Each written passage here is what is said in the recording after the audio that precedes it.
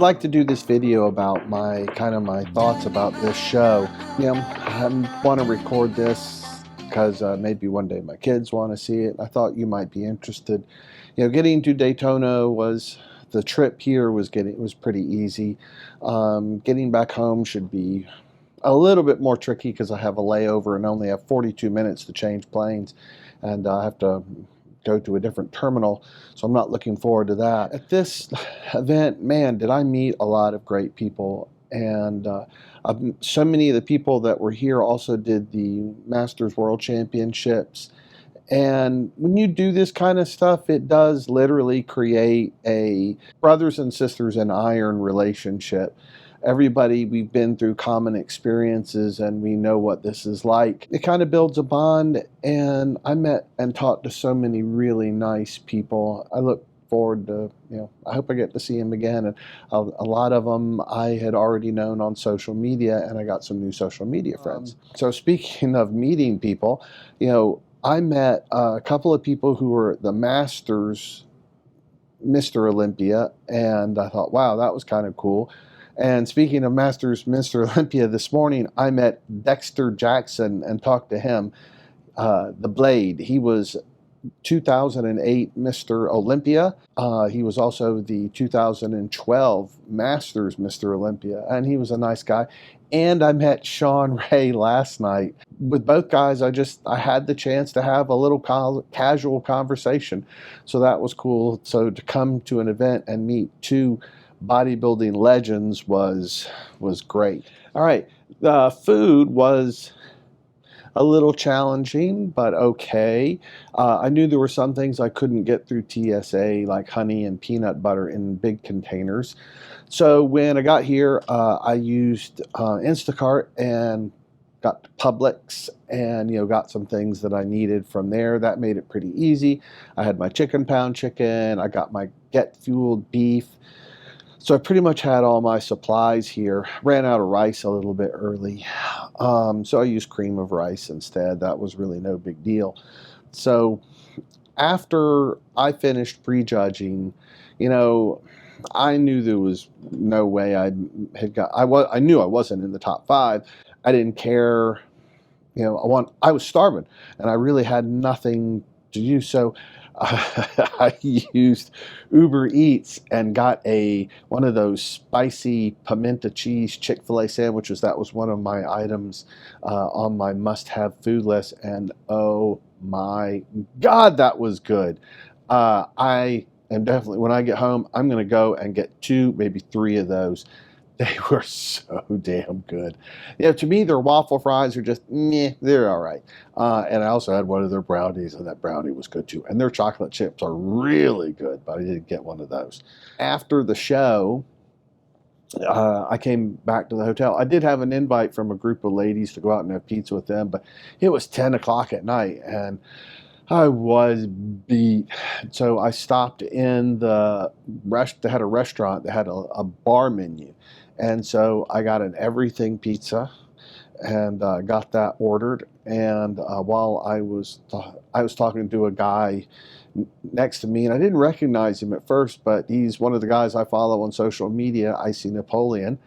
So we had a nice little conversation. And I ate the entire pizza. And when I got my Publix order, I don't know how, but a bag of Oreos got into that order. And I ate, I think, like a sleeve and a half of Oreos. Oh, man. Out of all the commercial cookies, Oreos are my favorite. Homemade has to be chocolate chip. All right, I want to talk about the show. This show wasn't very big last year because of the hurricane that went through Daytona last year, but they still pulled it off. This show, there were over 400 Masters athletes, and I do believe they were overwhelmed. I mean, like, the registration lines were really long. Everything took a lot longer than expected. Originally, prejudging was supposed to start at 4 o'clock, and finals start around 6. Prejudging started a little late. I didn't finish. My classic physique finished around 6:15. They still had a long way to go, and the classic physique was in the middle. So they didn't finish prejudging till like 9 something, 9:15.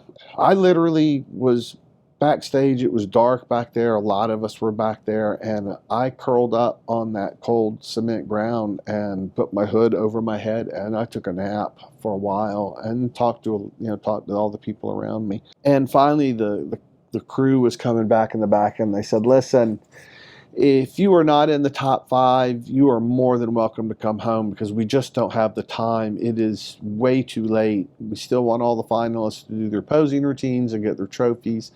So they called out the number of if you were in the top 5, and I wasn't, and I knew I wasn't. So I headed back, and so that's when I decided to go to the restaurant bar. So I'd appreciate it if you would hit that like button, and please subscribe to the channel. Pass it on to your friends. I've already posted up the results of how I've done. I'm not going to cover that again. I'm getting closer to making decisions about what I'm going to do from here. I talked to a couple people about that, and I got some good feedback, and a couple of the people I've spoken to feel kind of the same way I do. I wish my mom were still alive, that I could talk to her, and I can't talk to my dad. He's too wrapped up in his own world, and he's not interested in what I do. So it makes me sad that I don't have, I don't know. I just wish I had a mentor.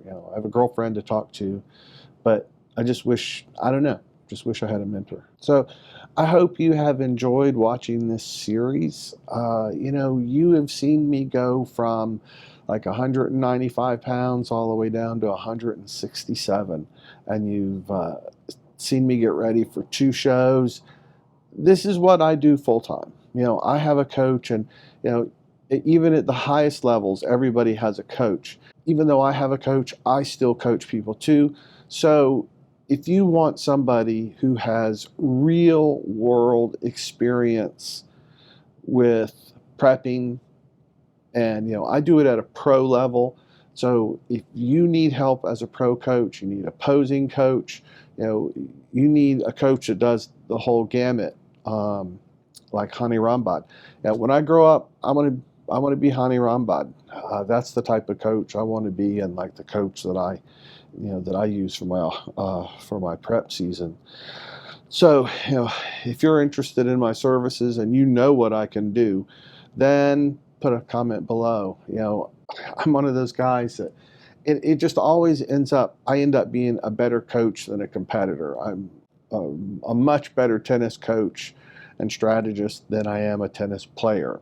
I made it to the pros, and I've done fairly well in some shows on pro level, but I just don't have the genetics to be a really big guy. But I'm really good at getting people there, and I really understand the mechanics of it and stuff. So if you're interested, put a comment below. So be sure to hit that like button, and please subscribe to my channel if you would like to be part of my support system. And if you want to be a Patreon patron, then I sure would appreciate it. Please join up on my Patreon, and you get to see private videos, stuff that I don't show on YouTube. Thanks for watching this series.